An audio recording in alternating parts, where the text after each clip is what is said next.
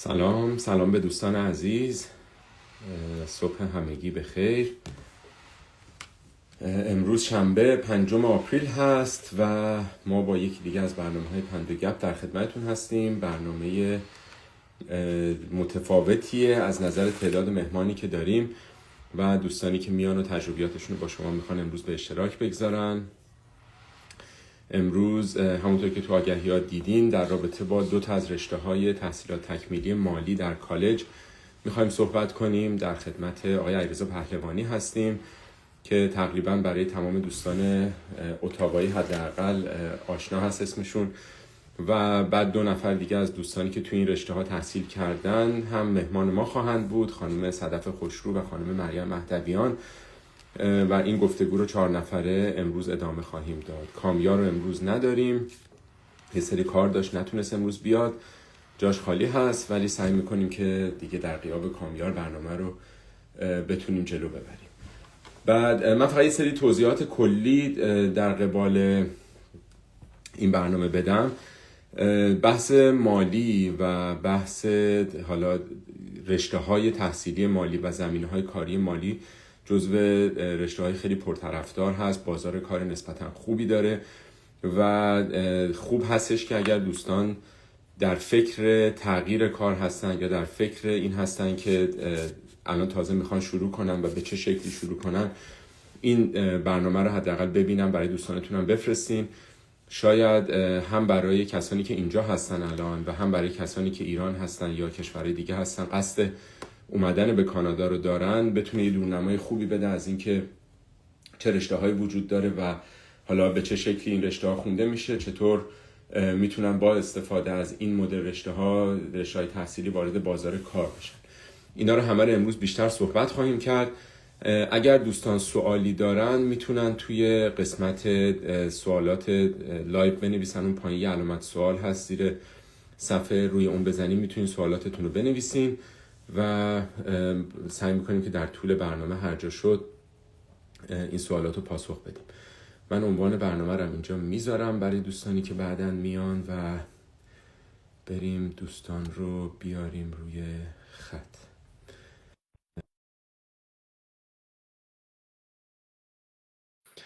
مهدویان رو دعوت کنیم، خانم خوش رو دعوت. خب علی جان اومد. سلام.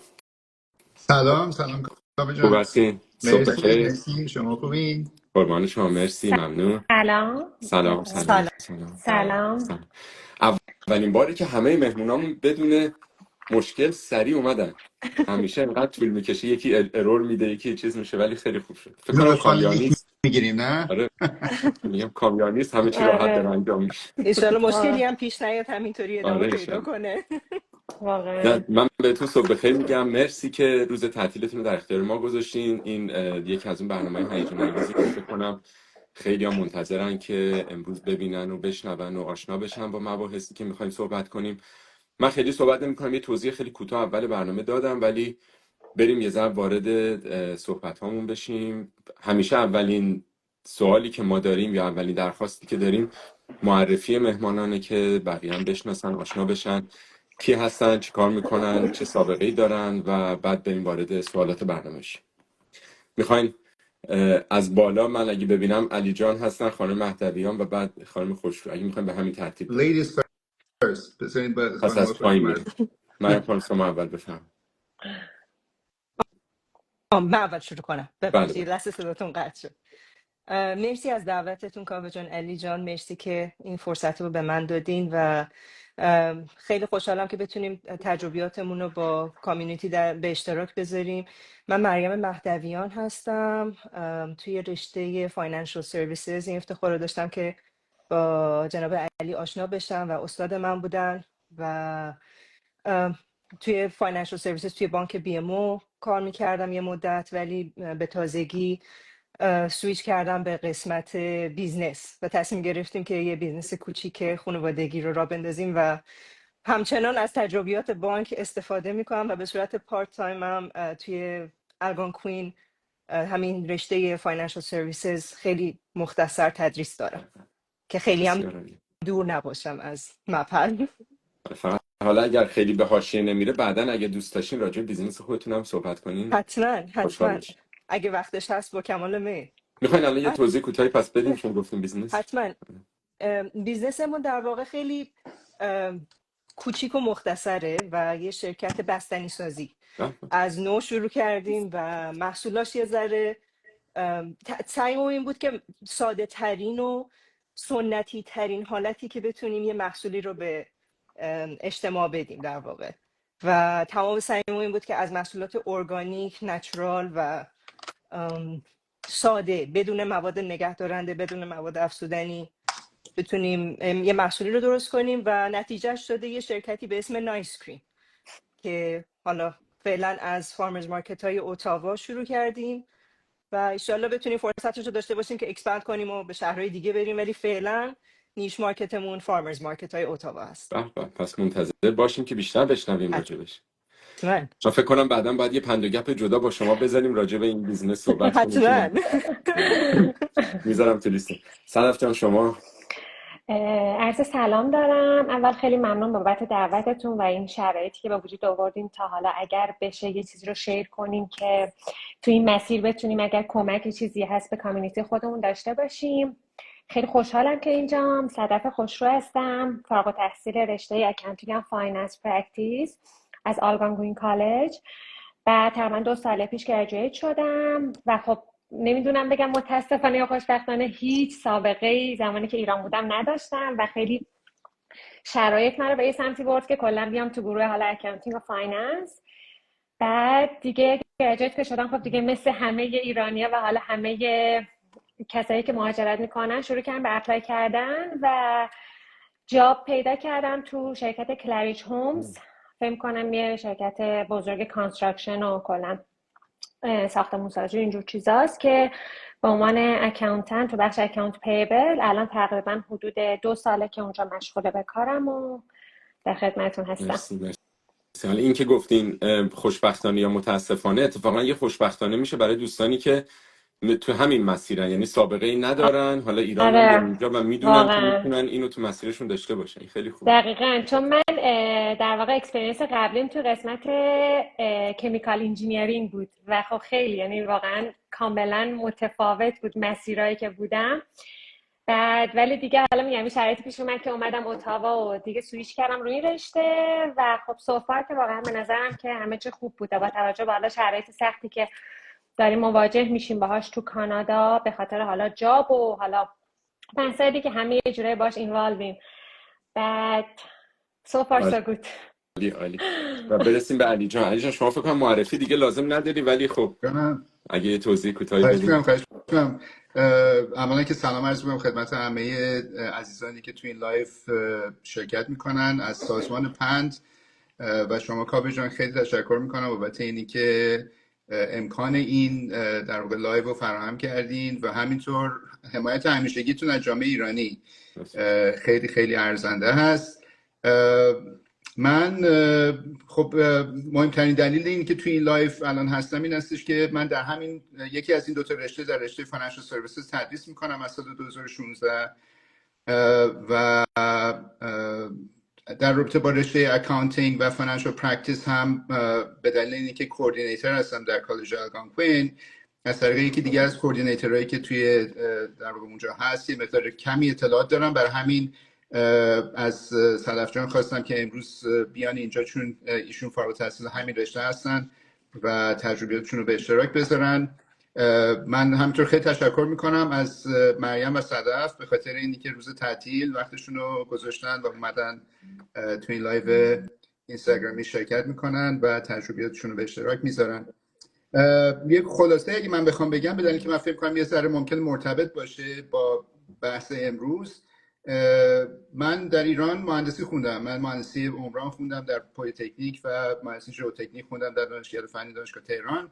سال 2005 در رشته MBA ثبت نام کردم در دانشگاه کارلتون اینجا در شهر اتاوا و اون رشته رو تموم کردم و سال 2007 وارد در واقع خدمات مالی شدم. هیچ تجربه‌ای طبیعتاً قبل از اون نداشتم تو این رشته ولی در طول سالیانی که توی این رشته بودم تحصیلات مالیمو از طریق گرفتن دزیگنیشن های مختلف ادامه دادم. یکی از دزیگنیشن هایی که امروز هم یه مقدار راجع بهش صحبت می‌کنیم و من اون دزیگنیشن رو ادامه دادم و گرفتم، دزیگنیشن CFP هست، Certified Financial Planner یا مشاور رسمی مالی. و علاوه بر اون دزیگنیشن Chartered Life Underwriter که در زمینه در واقع بحث wealth transfer هستش، در زمینه برنامه‌ریزی ارث و میراث یا estate planning هست، و همینطور Certified Health Insurance Specialist که در زمینه همه بنفیت های در واقع در هنگام زنده بودن یا living benefit هست. توی زمینه مدیریتی هم یه مقدار فعالیت کردم. آخرین پوزیشن مدیریتی من دیرکتور بیزنس دیولپمنت بوده برای یکی از مجموعه شرکت چاپ که بزرگترین شرکت بیمه هستش در بورس آمریکا، و همینطور در اینداستری هم یه مقداری فعالیت داشتم در از طریق اتحادیه‌مون که اسمش هست Advocates یا Financial Advisors Association of Canada که من در واقع رئیس اتحادیه بودم یا پرزیدنت توی در واقع هیئت مدیره این اتحادیه در شهر اتاوا، و همینطور در سطح ملی هم فعالیت داشتم حدود 4 سال که این در واقع اتحادیه ما 12,000 تا فینانشال ادوایزری که توی کانادا هستن رو نمایندگی میکنه. ما یه هیئت 12 نفره بودیم که ارتباط بین این 12,000 نفر بودیم و سیستم در واقع بالادستی مدیریتی در واقع صنعت سرویس مالی. خیلی خوشحالم همونطوری گفتم امروز در خدمت شما هستم و شنوندگان و بینندگانتون که الان این به صورت لایف میبینن یا بعداً این لایف رو خواهند دید ضبط شده شو. و اگه اجازه بدی بگم یه مقداری راجع به اینکه انگیزه ای که در واقع این برنامه رو خواستیم بذاریم چی هست. یکی از در واقع انگیزه این هستش که من توی سالیانی که توی این رشته تدریس کردم، توی رشته فینانشال سرویسز، یه تعداد خیلی محدودی از دانشجویان ایرانی داشتم توی این در واقع رشته. علیرغم اینکه که تعداد خیلی زیادی از افراد خب در این رشته تحصیل میکنن، و من فکر میکنم که برای جامعه ایرانی اکثر افراد دنبال تحصیل در دانشگاه هستن، یعنی بیشتر افراد رغبت به تحصیلات تکمیلی در دانشگاه دارن و شاید از در واقع تحصیلات تکمیلی در کالج اطلاع زیادی ندارن و اینی که چگونه این رشته ها میتونه هم شاید کاربردی تر باشه، هم مفهوم به صرفه تر باشه، و همینی که در واقع راه کوتاه‌تری باشه برای وارد شدن به بازار کار. برای همین من فکر کردم که این لایو رو بذاریم و امروز راجع به این 2 تا برنامه صحبت بکنیم که 2 تا برنامه تحصیلات تکمیلی هستن، Financial Services و همینطور برنامه Accounting and Financial Practice که حالا یه مقدار بیشتر راجع به این صحبت کنیم. بسیار عالی، مرسی. من یه نکته فقط در ادامه صحبت شما میخواستم بگم. یه حرکت جالبی رو شما چندین سال گذشته انجام دادین که من پیگیر بودم، این که اون بحث پروتکشن این تایتل ها هست، حفظ این تایتل ها که هر کسی نتونه بیاد بگه و مثلا بگه من ادوایزرم، من پلنرم. اونم یه حرکتی که فکر کنم خیلی اثر مثبتی میتونه توی جامعه داشته باشه. بله کاوه جان، این در واقع این غرب وحشی که در زمینه تایتل های مالی بود، خوشبختانه حالا یه مقداری با لیجیسلیشن هایی که اتفاق افتاده مقداری به سر و سامون داده شده. آره، قبلا هر کسی میتونست به خودش بگه فینانشال ادوایزر یا فینانشال پلنر. قبلا که میگم قبل از این لیجیسلیشنی هستش که در سال در واقع 2018 تصویب شد، ولی خب سالهای حدود 12 سال در واقع همکاران من در اتحادیه‌مون دنبال این موضوع بودن که روی این تایتل ها و عناوین شغلی یه تعریف های قانونی بذارن که افرادی که واقعا اون شرایط رو احراز میکنن بتونن به خودشون بگن فینانشال ادوایزر و فینانشال پلنر.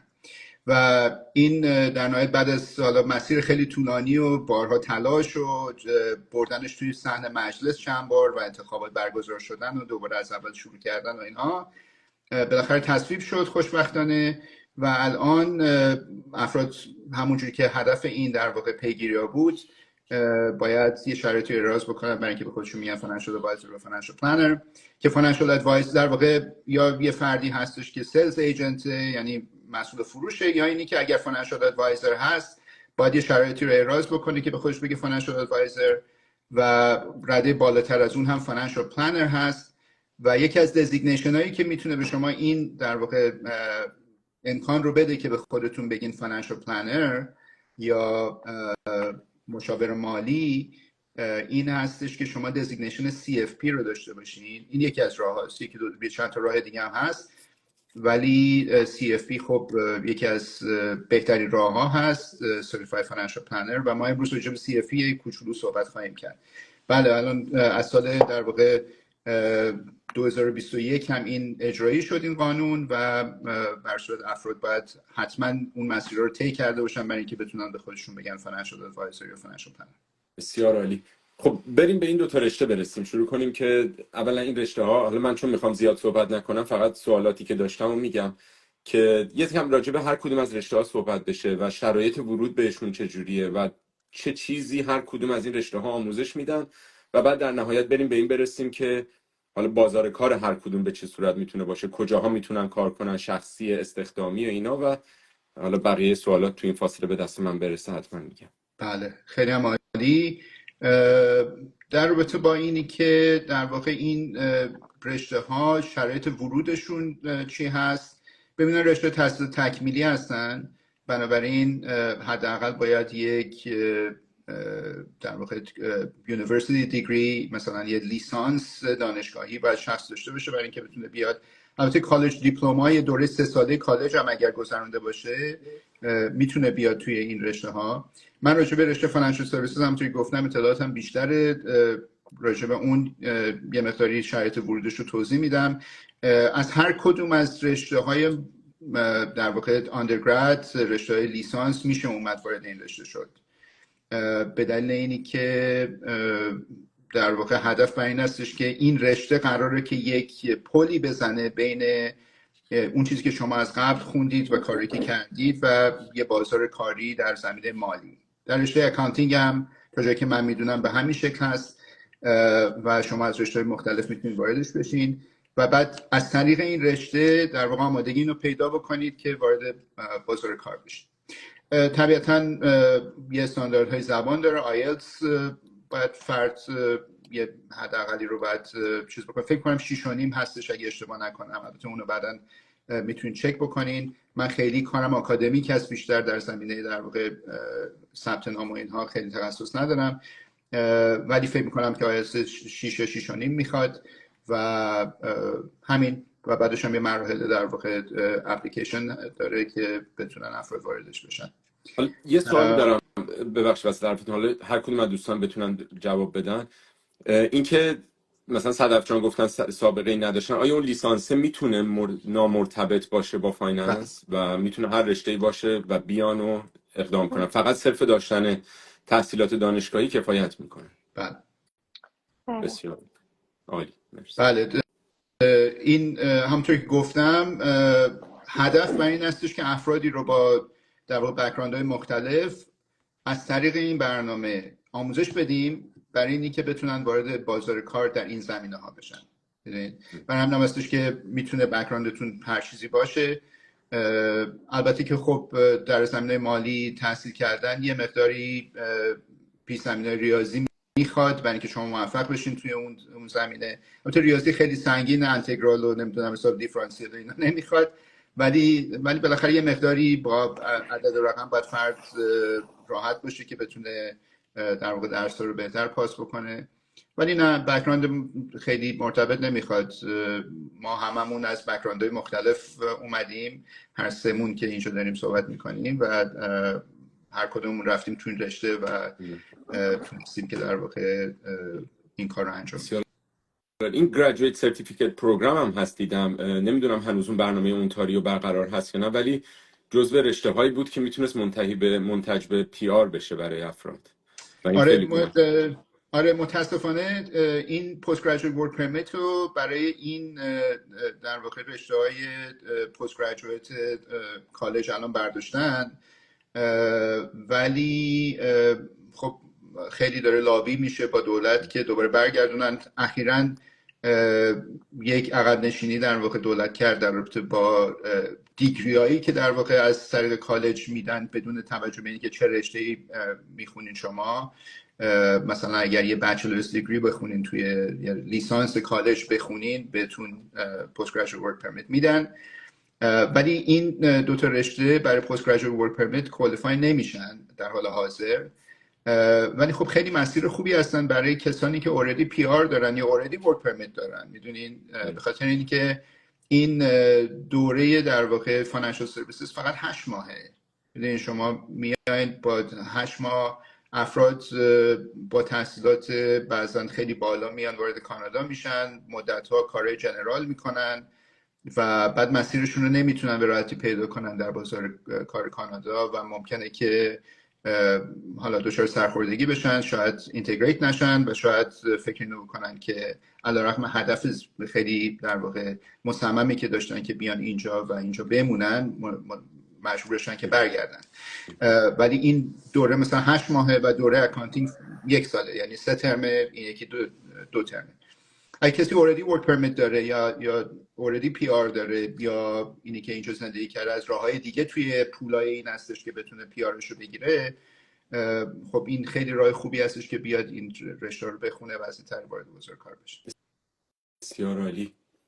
خب من خیلی داره سوال برام میاد، فقط نمیدونم چجوری دسته‌بندی کنم که مبحث‌ها به هم نریزه. اگر موردی هست میخواین شما ادامه بدین راجع به هر کدومش.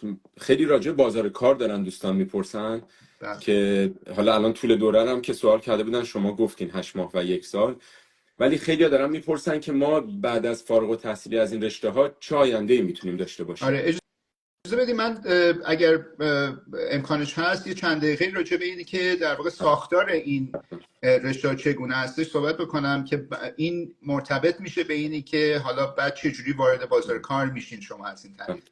ببینید این برنامه در واقع فینانشال سرویسز برای افرادی هستش که حالا یا در قبل از اینی که بیان کانادا در زمینه مالی کار میکردن و یا اینی که کار نمیکردن، همونطوری که گفته شد کار نمیکردن و میخوان وارد بازار کار بشن. همینطور در رابطه با رشته اکاونتینگ و فینانشال پرکتیس. دوره در واقع فینانشال سرویسز 2 ترم 8 ماه، معمولا اگر ژانویه شروع میشه تا آگوست تموم میشه، یعنی 2 تا ترم پشت سر همه. و ما این تیکی هم ممکنه داشته باشیم توی در واقع سپتامبر، یعنی ترم پاییز، و بعدش ترم بعدیش هم میشه زمستون، یعنی پاییز و زمستون و دوباره تو 8 ماه تموم میشه. اون یکی رشته هم 3 تا ترم پشت همه، خب یعنی در واقع 1 سال طول میکشه. و توی رشته فینانشال سرویسز ببینید چیزی که خیلی مهم هست اینه که در حال حاضر این رشته به نوعی برنامه‌ریزی شده که توی این 8 ماه دانشجویان درس‌های اصلی که منجر میشه به دزیگنیشن CFP همشو به لحاظ ایژوکیشن توی این دوره میخونن، منهای 1 دونه کورس، فقط 1 دونه کورس میمونه. و CFP هم همونطور که گفتم یه دزیگنیشن خیلی خیلی معتبره، یعنی اینکه گولد استاندارد ما بهش میگیم، گولد استاندارد فینانشال پلنینگ، یعنی اون چیزی که محک فینانشال پلنینگ هستش توی کانادا دزیگنیشن CFP. و تمام درس‌های اصلی CFP رو میخونن توی این 8 ماه، منهای 1 دونه کورس. اون 1 دونه کورس رو بعدا میتونن خودشون بگیرن مستقیما از طریق FP کانادا و در واقع اون 1 دونه کورس هم خودشون بگذرونن. بنابراین وقتی که اپلای میکنن توی این دوره CFP، وقتی افراد خودشون، چون میتونه به صورت سلف استادی هم باشه، یعنی خود فرد هم میتونه این درس رو بخونه، ولی معمولا 3 تا 5 سال طول میکشه وقتی خودشون میخونن بدون داشتن دسترسی به استاد، بدون داشتن یه برنامه مدون. خیلی طولانیه این مسیر. 3 تا 5 سال بر اکثر افراد طول میکشه که بخونن و این درس رو پاس بکنن، ولی از این طریق تو 8 ماه درس اصلی میخونن و 1 دونه کورس دیگه باقی میمونه. بنابراین وقتی اپلای میکنن برای یه کاری و اون ایمپلویر میبینه که این فرد یه قسمت خیلی زیادی از مسیر دانش، در واقع مسیر ایژوکیشن CFP رو خودش گذرونده، این بهش یک برتری نسبی رو میده در مقابل بقیه افرادی که بر اون رشته اپلای کردن.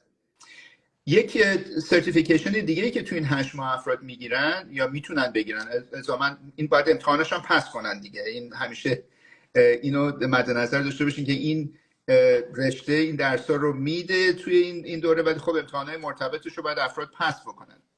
اون سرتیفیکیشن Canadian Securities Course هستش یا CSC که اینم خیلی توی زمینه‌های در واقع سرمایه گذاری، تو زمینه‌های بانک، تو زمینه‌های شرکت‌های در واقع که توی بورس کار میکنن، این خیلی در واقع سرتیفیکت مهم و معتبری هست و 2 تا قسمت داره، CSC1 و CSC2.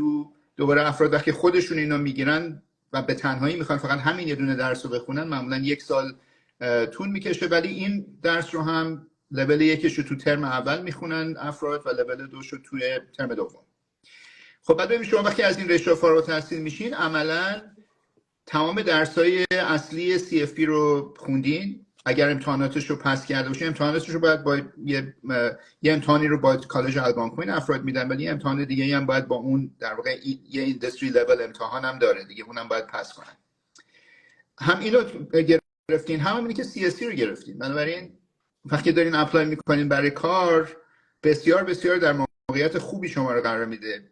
من میتونم به زرس قاطع بگم که اکثریت قریب به اتفاق افرادی که برای پوزیشن های مشابه اپلای میکنن این دوتا رو ندارن. برای همین هم هستش که افرادی که این رشته رو میخونن خیلی در موقعیت بهتری قرار میگیرن. بنابراین این که از این در واقع رشته اون یکی رشته هم 3 ترمه. بذارید من اینجا یه مقداری راجبش اطلاعات گرفتم از کوردینیتور اون یکی در واقع پروگرام و صدفشان هم میتونن هر جایی که خواستن اگر من چیزی رو دقیق نمیگم اصلاح هم کنن. 3 ترمه و توی اون 3 ترم هم درسای متعددی رو مثلا مثل از در واقع پایه اکانتینگ یا حسابداری شروع میشه به تدریس در لول 1 که اکانتینگ 1 مثلا یکی از درساش هستش که از ابتدا شروع میشه رشته اکانتینگ رو در واقع تدریس کردن. بعد همینجوری اکانتینگ 2 و 3 دارن، اکانتینگ 2 و 3 توی 3 تا لول. بعد راجع به تکسیشن هستش که اینکام تکس 1 و 2 تو لول 2 و 3 و در زمینه کورپوریت فایننس یعنی اینی که در واقع برنامه‌ریزی مالی شرکت ها یه دونه کورس دارن و در نهایت تو لول 3 یه دونه کورسی دارن که بیشتر کیس استادیه. یعنی چی؟ یعنی اینکه حالا که همه اینا رو یاد گرفتن روی کیس هایی کار میکنن که کیس های عملی هست و این منجر به این میشه که تجربهشون رو در زمینه کیس های عملی بالا ببرن و بعد در بازار کار وقتی که اپلای میکنن، خب اگر ازشون بپرسن که شما روی هیچ کیس های حسابداری کار کردین، میتونن بگن آره من این درس رو گذروندم در کالج و روی مثلا این چند تا کیس به صورت عملی کار کردم. بنابراین این ساختار در این 2 تا رشته هست. من اگر توضیح بدم این مواردی که شما دارین میگین مال اکاونتینگ و فاینانشال پرکتیس هستش. این دومی مال اکاونتینگ فاینانشال پرکتیس بود که 3 تا لوله. اون یکی هم که فاینانشال سرویسز هم که گفتم 2 تا درس اصلی CFP رو توش میخونن و Canadian Securities Course رو میخونن لول 1 و 2 و با اون 2 تا خیلی خیلی مسیر همواری خواهند داشت برای اینکه کار بتونن پیدا کنن تو زمینه بانکداری. حالا صدف جان می‌خواستن یه چیزی بگم. بله من فقط می‌خواستم یه چیزی بگم، چون من خودم هیچ تجربه‌ای توی زمینه کلاً حالا اکاونتینگ و فایننس از اول نداشتم و زمانی که اپلای کردم برای این پروگرام در واقع به نظرم پلن واحدها و کورس هایی که ما داشتیم پس می‌کردیم خیلی خوب ارگانایز شده بود، به خاطر اینکه شما این سیم تایم وقتی ترم اول اکاونتینگ 1 رو شما می‌خواید که پاس کنی، در واقع شما یه سری قوانینی راجع به کلا بیزینس های کانادایی هم یه کورسی هست که خب این کورس کاملا تئوریکه، ولی خیلی خوبه که شما همزمان اونا رو میتونی اطلاع داشته باشی. برای منی که واقعا هیچ تجربه‌ای نداشتم و میخواستم وارد بازار کار تلاش کنم که وارد بازار کار کانادا بشم، این قوانین خیلی کمک کرد که من از بیس متوجه شم که اصلا بازار کار کلا کانادا توی زمینه حالا فایننس و بیزینس و حالا اکاونتینگ اینا چجوریه و همون چیزی که علی جان فرمودن راجع به اون دوتا پلتفرمایی که ما کار کردیم، چون من یه سری سوالات دوستان رو دارم اینجا میبینم. اون دوتا تایتلی که مثلا ما برای در واقع کورس تکس به عنوان پروفایل اینو پسش کردیم که یه جوری در واقع خیلی حالت پلتفرم تور بود که ما درسی پاس نکردیم، صرفا اون چیزی که ما تو این دوره یاد گرفته بودیم اومدیم پیاده کردیم روی این پلتفرم. و مهمتر از اون چیزی بود که ما راجع به اکاونتینگ به عنوان کویک بوک، این جزء به نظرم تایتلایی بود که توی سی وی من خیلی بولد بود. یعنی چون من الان دارم خب با پلتفرم‌های دیگه کار میکنم توی رشته‌ای که یعنی در واقع جابی که الان دارم، و خب مثلا شما وقتی که اونو بیسیک یاد بگیرید متوجه میشید که واقعا انقدر تفاوت ندارن، چون شما آلردی نالجی از اون گرفتین و پیاده کردن اون روی پلتفرم دیگه واقعا انقدر چیز نیست، سخت نیست و میتونین قشنگ با اعتماد به نفس، حالا زمانی که طرف میره برای اینترویو قشنگ با اعتماد به نفس بگه که مثلا من کاملا میتونم اینا رو کاور کنم، چون شما اون نالجی که باید به اندازه داشته باشید و دارید واقعا.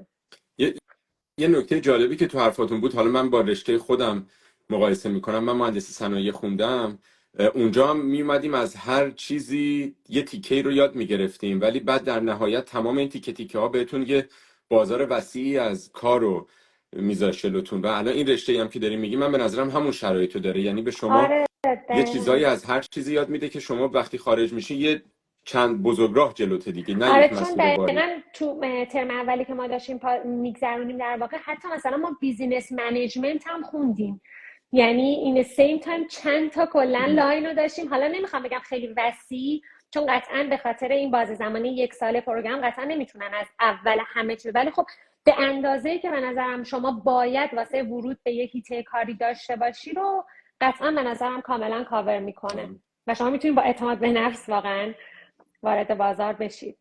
بسیار عالی. یکی از دوستان یه سوال جالبی پرسیدن، نمیدونم الان جاش هست یا نه، ولی اینم اگه بتونیم در طول برنامه پاسخ بدیم عالیه. این فکر کنم سوالیه که الان جدیداً برای همه رشته‌ها هست. گفتن که تاثیر هوش مصنوعی رو چی می‌بینین در بازار کار این دو رشته‌ای که اعلام کردین؟ حالا من میتونم یه مقدار راجع به این صحبت کنم، بعد مریم و صدف هم اگه خواستن نظرشون رو بگن.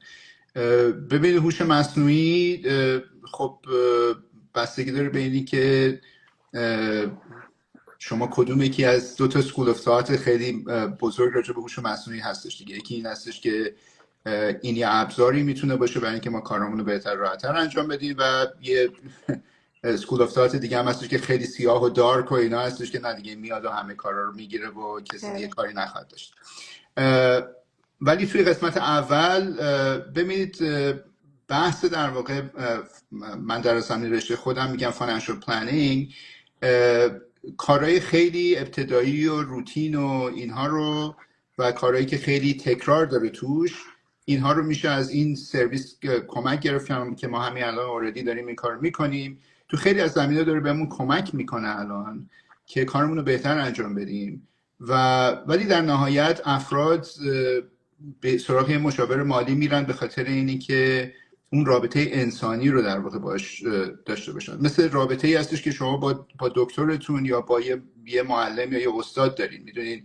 میتونین مطالب رو از طریق خوندن یک کتاب یا از طریق ماشین مثلا یاد بگیرین، یا اینی که سوالاتتون رو بپرسین و جواب بگیرین سوالات پزشکیتون. ولی اون رابطه عاطفی که در واقع با پزشک یا با یه معلم فرد برقرار میکنه، اون خیلی برای خیلی از افراد اون خیلی مهمه. و من فکر میکنم که من خوشبینم به اینی که در واقع این هوش مصنوعی چگونه میتونه به ما کمک بکنه، میتونه قابلیت‌های کارهایی که برای مشتریامون انجام میدیم و بالا ببره.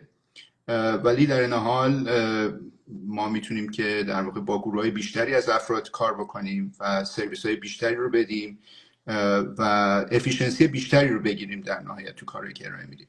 آره من خودم شخصا کاملا باهاتون موافقم، چون تاثیرش رو رشته خود من خیلی میتونه زیاد باشه، ولی الان به جایی رسیده که شرکت ما اجباری کرده که همه ما اکانت چت جی پی تی انترپرایز داشته باشیم، چون میگه که خب میتونه همین که گفتین افیشنسی رو ببره بالا. و یه نکته‌ای که افراد باید تو ذهنشون باشه اینه که هوش مصنوعی خودش به نوبه خودش کاری نمیکنه. اون پرامپت و اون دستوری که بهش داده میشه است که کمک میکنه و برای اون یک شخص متخصص حتما لازمه که چطور با این صحبت کنه بتونه بهترین نتیجه رو بگیره. برای همین نگرانی نداره به اون صورت از اینکه ممکنه برای یه سری از مشاغل خطر باشه، ولی برای کارهای تخصصی و حرفه‌ای به نظرم فقط کمکه. من اگه بخوام از تجربه خودم بگم تو قسمت بانک، چون بانک یه مشکلی که به صورت روزانه باهاش سر و کار داریم فراد هست و به خاطر پرایوسی مشتریا خیلی این ابزارا در دسترس قرار نمیگیره برای کارمندا و میان اپلیکیشن هایی رو خودشون سرمایه گذاری میکنن و طراحی میکنن برای کارمندا که بخواد حالا توی کار بهشون کمک بده و اون در واقع بهره وری رو داشته باشه، ولی باز به صورت خیلی محدود، چون یه مشکل خیلی عدیده بانک الان همین بحث پرایوسی هست و نمیذارن که کارمندا به صورت گسترده از اپلیکیشن مثل چت جی پی تی استفاده کنن. اصلا دسترسی به این اپلیکیشن بلاک شده از سیستم اینترنت بانک و یعنی در دسترس نیست و خیلی میان باز مثلا اپلیکیشن هایی میذارن در اختیار خود مشتری که مثلا بهش میگن ادوایس دیرکت، که یه رباتی هست که ادوایس میده به مشتریا، ولی باز خیلی ها ترجیح میدن همین که علی جان میگه بیان و اون رابطه انسانی رو برقرار کنن و اعتماد بیشتری دارن به حرفی که اون در واقع نماینده بانک میزنه تا اون ادوایسی که اون ربات داره میده.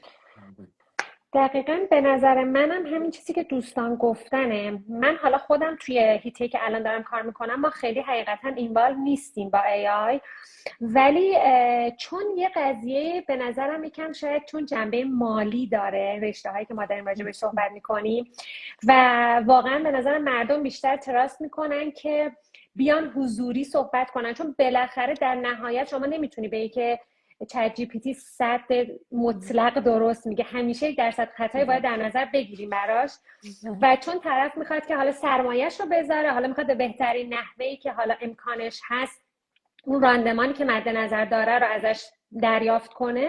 واسه همین تو این کیس به نظرم واقعا بیس این قضیه بیشتر مردم دلشون میخواد که همون حضوری حالا حضور پیدا کنن یا یک سری واقعا اپلیکیشنایی که حالا از طرف خود بانک از طرف خود کمپانی مختلف ارائه میشه. به نظرم اینا بیشتر قابل اعتمادن و مردم با اینا بیشتر خو میگیرن شاید.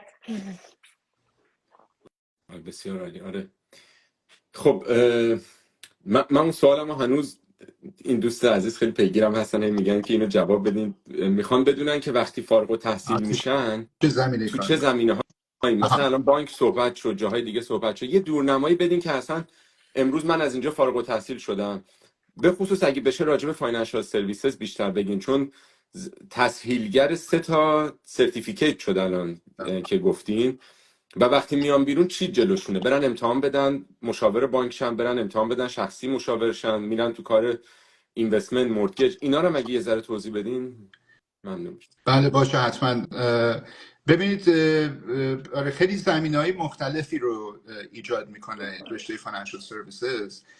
خب طبیعتاً بانک یکی از ایمپلویرهای خیلی اصلی هستش که فارغ التحصیل این رشته رو استخدام میکنه. خیلی از دانشجوهای من هنوز در موقعی که دانشجو هستن شروع میکنن برای بانک کار کردن، یعنی هنوز درسشون تموم نشده شروع میکنن کار کردن و یکی دو مورد هم نیست، موردهای متعدد هستش که خیلی بانک ها دوست دارن در واقع کسانی که تو این رشته تحصیل میکنن یا فارغ التحصیل میشن استخدام بکنن. به همون دلیلی که گفتم، چون بانک بعدن اگه خودش بخواد این در واقع آموزش رو بده به افراد، اون آموزش هایی که خودشون اومدن از سر گرفتن این دوره در واقع کسب کردن خیلی براشون هزینه بره. خب اگه یه نفری اوردی این آموزش رو گرفته و میاد خیلی براشون در واقع محروم به صرفه تره و براشون مزیت ایجاد میکنه. در این حال میتونن افراد فاینانشال پلنر بشن، فاینانشال پلنرایی که بیزنس های خودشون دارن. ببین تو کار فاینانشال پلنینگ شما میتونید که برای کسی کار بکنید یا اینی که میتونید که پرکتیس خودتون رو داشته باشین و برای خودتون کار بکنید، مثل یه لویری که برای یه شرکت لافرم کار میکنه، یه حقوقدانی که برای شرکت در واقع حقوقی کار میکنه، یا اینی که شرکت مشاور حقوقی خودشو داره. این در واقع این راه هم هست. همینطور میتونن مشاور در واقع سرمایه گذاری بشن.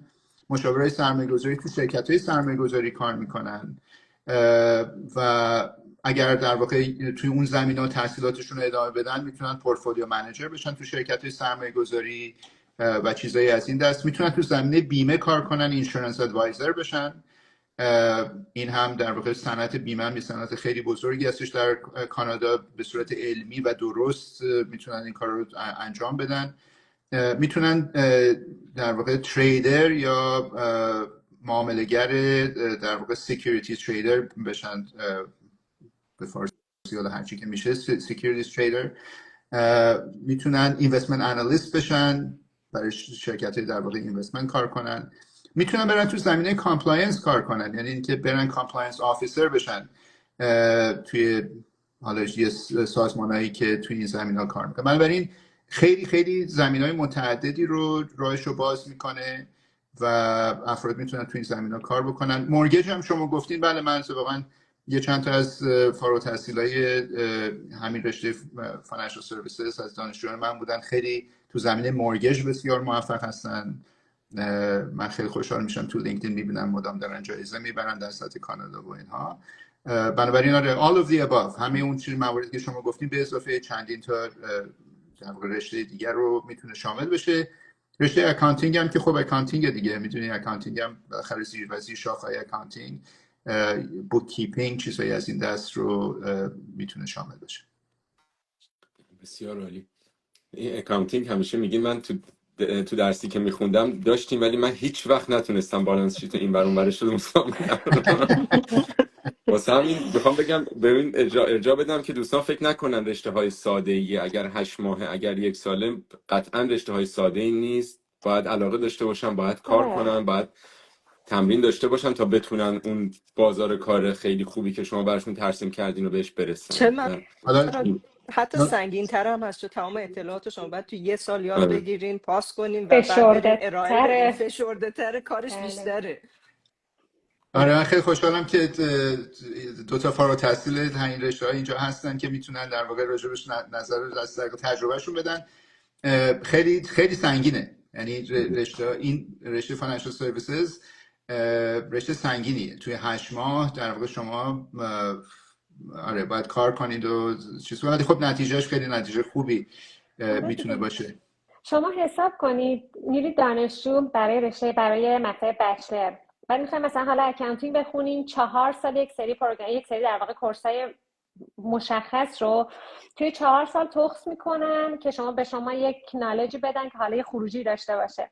همینو میان کامپکتش میکنن، حالا نه به اون گستردگی ولی خب بالاخره یک سری چیزا رو ازش سلکت میکنن و میخوان همونا رو به اندازه کافی نالجی به شما بدن و این میاد توی 1 سال.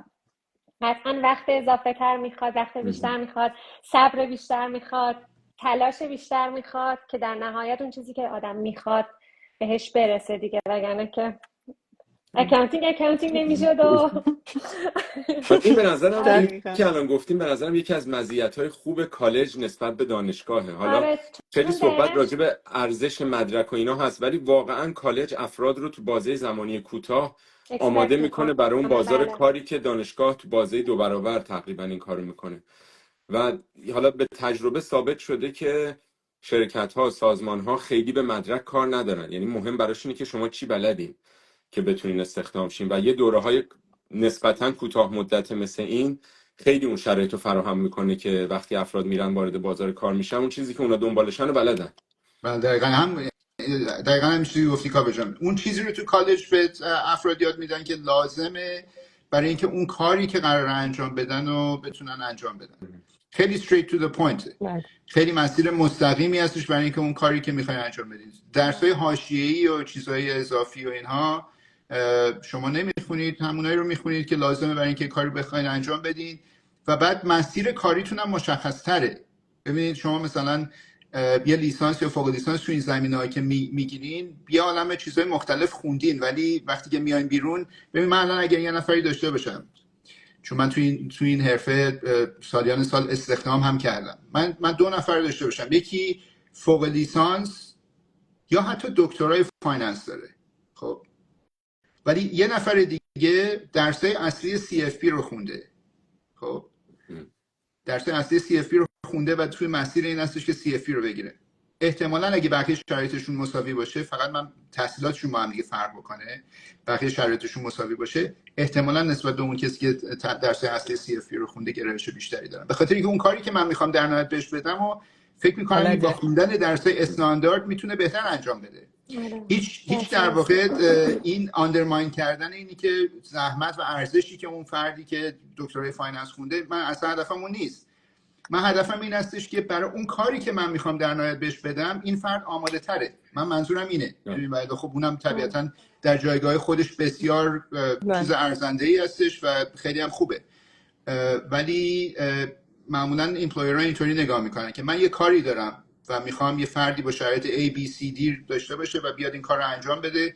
کدوم یکی از این کاندیدیت هایی که من دارم توی در واقع این مسیر امکان بهتری دارن برای اینکه این کار رو انجام بدن؟ ما فکر می‌کنیم کسایی که از کالج میان بیرون اون در واقع باکس ها رو بهتر چک مارک میزنن برای ایمپلویر که بتونن برن وارد اون کار خاص بشن. من تو پوزیشن آخرم توی بانک دنبال کسایی بودم که این کوالیفیکیشن ها رو داشته باشن، چون منم تو پوزیشن استخدام کردن بودم و ترجیح همین بود کسی استخدام بشه و وارد سیستم بانک بشه که حداقل الفبای اون کار رو بلد باشه، چون راحت تر میشد بقیه در واقع نالج رو روش سوار کرد، اطلاعات رو بهشون داد و راحت‌تر سیستم کاری رو یاد می‌گرفتن و قوانین رو تا حدی می‌دونستن و همیشه اولویت با کسایی بود که علل خصوص از این رشته فارغ التحصیل شده بودن یا داشتن تحصیل می‌کردن. یه چیز دیگه هم که حالا جدیداً من دارم با این فکت در واقع روبرو میشم، حالا نمیدونم واقعا خوبه یا بده، اولا که کالج کلاً شما رو مستقیم یه تارگتی در نظر میگیره برای در واقع شغل آینده شما حالا اکاونتینگ یا فایننس رو انتخاب میکنی، یک مسیر مشخصه و شما رو تو یک مسیر با حالا اون چیزهایی که باید، اون ایدیاهایی که باید بگیرین آشنا میکنه. و یه چیز دیگه میگم، واقعا نمیدونم آدم باید بگه یا نگه، یه فکتی هست جدیدن که هی میگن اوور کوالیفای، شما هی اوور کوالیفای. این قضیه مدلی که مثلا الان همین علی جان فرمودن، مثال یه کسی که پی اچ دیه حالا فایننس دارن، یه وقتایی میشه که اصلا انقدر که حالا متاسفانه شرایط جاب پیدا کردن سخت شده، واسه همین خیلی در واقع این رکروترها دنبال کسایی نیستن که بخوان اوور کوالیفاید باشن، که حالا در واقع بیشتر دنبال اینن که همون الفبای این رشته رو بلد باشن که حالا اگر قراره که یه تغییری توی این ساختار داشته باشن خیلی مقابله به مثل نشه با این قضیه. واسه همون این قضیه که صرفا کالج، مجرای کالج داشتن، چون شما بیس قضیه و الفبای قضیه رو یاد میگیری، به نظرم خیلی برای کسایی که در پوزیشن استخدامی هستن خیلی پررنگه و کانسیدر میشه این قضیه، واقعا به نظر منم. اصطلاحا میشه همون هندزان اکسپریانس داشته باشن دیگه.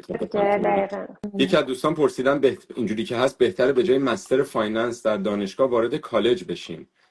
سوال کردن که آیا این بهتره از نظرتون؟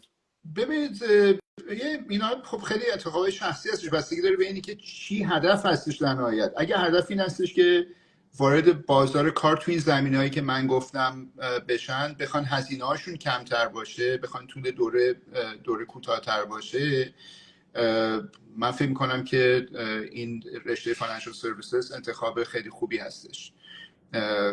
میتونن با هزینه کمتر، دوره کوتاه‌تر، شرایط مناسبی پیدا کنن برای اینکه وارد بازار کار بشن. من فکر کنم که یه مقدار در رابطه با این شاید مریم بتونه بیشتر صحبت بکنه، به دلیلی که مریم از یه رشته‌ای که در واقع غیر مرتبط بوده تا جایی که من میدونم وارد در واقع رشته فاینانشال سرویسز شد و بعد رفت تو بانک بی ام او کار کرد و اسیستنت برانچ منیجر شد قبل از اینکه این در واقع کار خودش رو راه بندازه. و بعدش هم که الانم من خیلی خوشحالم دعوتش کردیم بیاد توی کالج الگانکوین درس بده، یه جوری همکار منم هست.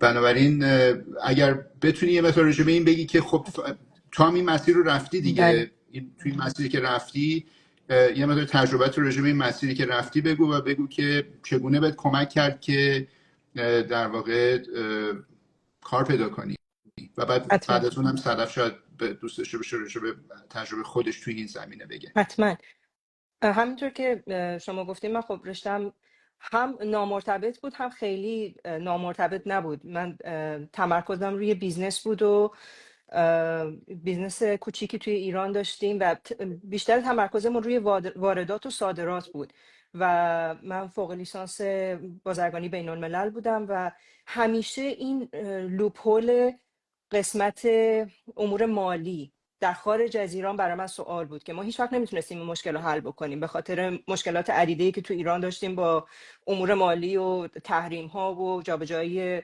پول به خارج از ایران. و خب ایران سیستم خودشو داره و هر کی هر چی به ما میگفت ما باید میگفتیم چشم. هیچ وقت آخرش من نفهمیدم تا اینکه از ایران خارج شدم، اومدم این رشته رو خوندم و تازه یه دری باز شد به این که خب امور مالی در دنیایی که فری ترید داره به چه صورته و تازه اونجا بود که شروع کردم به یاد گرفتم و تصمیم به این که این رشته رو بخونم بیشتر شخصی بود که خودم میخواستم این بخش رو یاد بگیرم و کاملا یه در دیگه رو برای من باز کرد از لحاظ فرصت شغلی، پیشرفت شغلی، پیشرفت فردی.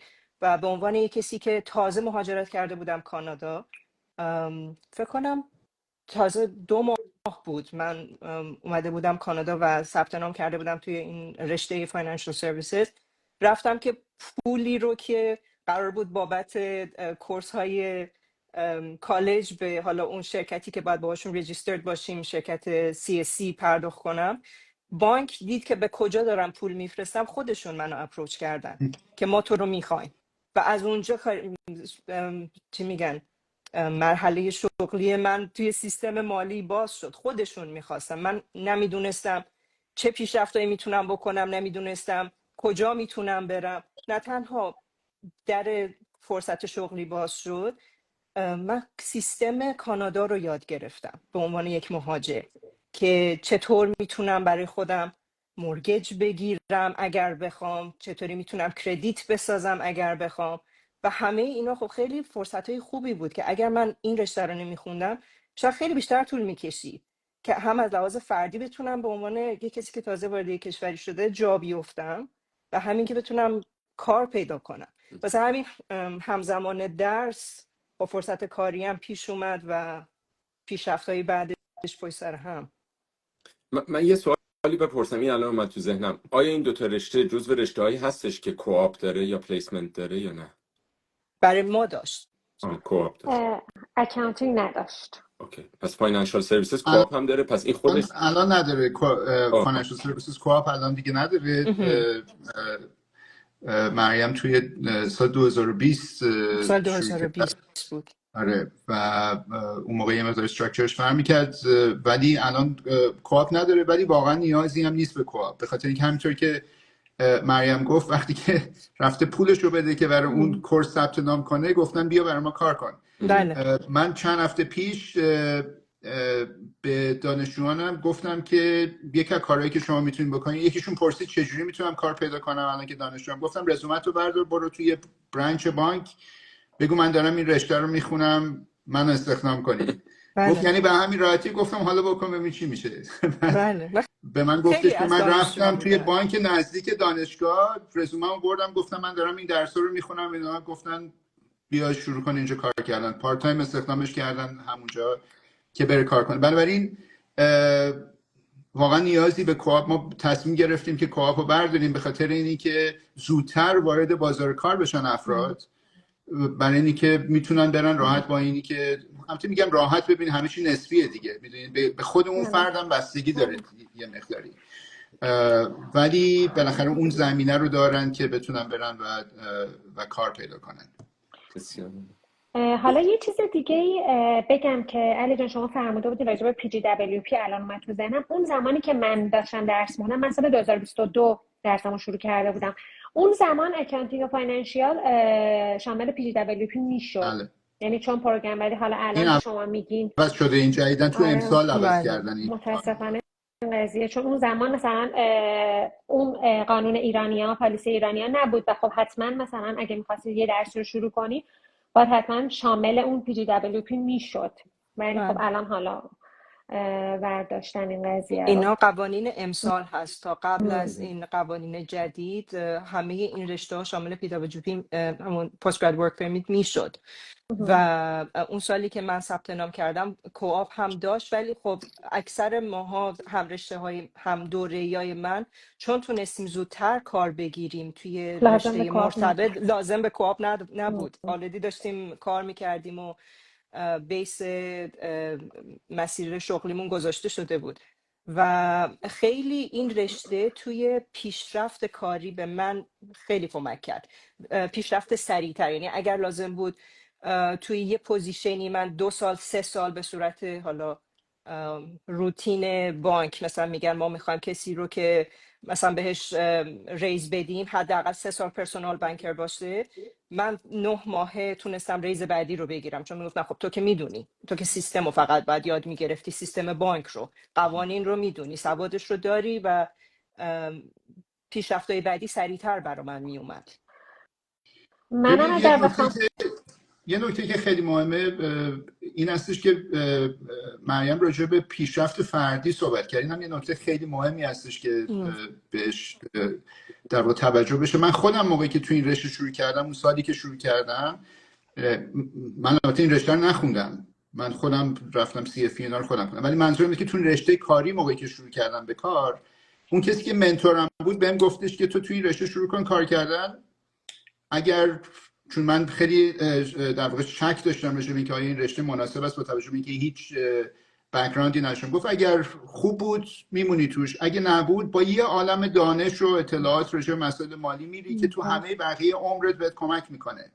میدونی راجع به تکس یاد میگیری، راجع به سرمایه‌گذاری یاد میگیری، راجع به بیمه یاد میگیری، راجع به باجت همه اینا رو یاد میگیری و بعد اگر نخواستی خب میری اینا رو بر خودت تو زندگی خودت استفاده میکنی. واقعا این خیلی مهمه.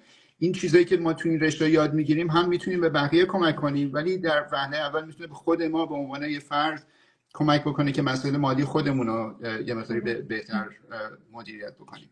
بله. منم یه چیزی که از تجربه فردی خودم بگم واسه یه شغل پیدا کردن. من زمانی که گریجویت شدم، من سال 2023 گریجویت شدم سپتامبر. بعد اون زمان حالا چون آدم اطراف من کسی دور و برم نبود که مثلا تو چنین رشته‌های مشابه، حالا اکاونتینگ و فایننس و اینجور چیزا درس خونده باشه. اکثر کسایی که دور و بر من بودن یه جورایی یکم چالش داشتن با حالا کار تکنیکال پیدا کردن و اینکه یعنی یه بازه زمانی طولانی رو حالا اپلای می‌کردن، حالا اینترویو میرفتن یا نمیرفتن. بعد دیگه من تصمیم گرفتم یه تقریبا 1 ماه و نیم 2 ماه قبل از اینکه اصلا گریجویت بشم شروع کنم به اپلای کردن، صرفا حالا گفتم زمان بر و اینا. بعد ولی خب میگم اینقدر راندمان این پروگرام بالا بود به نظرم و کمک کرد که من بعد از این گریجویت شدم خب دیگه خیلی پافشاری کردم و خیلی در واقع کانستنتلی شروع کردم به اپلای کردن. من زیر 3 ماه بعد 2 تا اینترویو جاب تکنیکالم رو پیدا کردم. یعنی این مدلی بود که انقدر هم واقعا ویسی تایم نداشت. خب میگم یه کوچولو هم دقیقاً چیزی که علی جان گفتن به شخص بستگی داره که صرفا حالا شما همینطوری نشینی و بگی که حالا من روزی 5 تا دونه مثلا اپلای میکنم، حالا امید دارم یه چیزی بشه. نه، واقعا زمان میخواد، وقت میخواد، ولی قطعا شدنیه. یعنی آدم بازم بگه قطعا که، ولی خب احتمال خیلی زیاد، چون من خیلی اپلای کردم جاهای مختلف و اینا، یه چند تا اینترویو شد، ولی خب اینی که مثلا به عنوان حالا اینکه یه برند بزرگه کلریج هومز توی حالا اتاوا، بعد اینکه حالا شرایط بالاخره یه جورایی مناسب بود، من کمتر از 3 ماه در واقع جاب تخصصی خودم رو پیدا کردم. یکی با این خصوصیات خوب صدفچان هم پیگیریشه. پیگیری خیلی خوب و درستی داره و این خیلی کمک میکنه. اتفاقا همه باید اینقدر پیگیر باشن واقعا، یعنی هم درس‌ها رو ادامه بدن، هم موقعی کار کردن، هم رزومه دادن، هم اینترویو انجام دادن و همه اینا واقعا خیلی نقش مهم و مثبتی داره.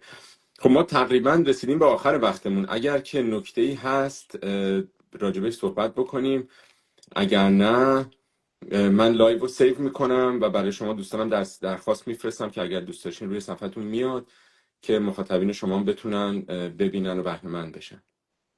بله، من مجددا تشکر میکنم از شما کاوه جان و سازمان پند و همینطور از مریم و صدف عزیز به خاطر اینکه اومدن و این تو برگزاری این برنامه ما کمک کردن. هدف این هستش که یه راه شاید کاربردی برای هموطنانمون توی اتاوا فراهم بکنیم و یا در سراسر کانادا که بتونن مسیر کاریابی رو آسان‌تر طی بکنن.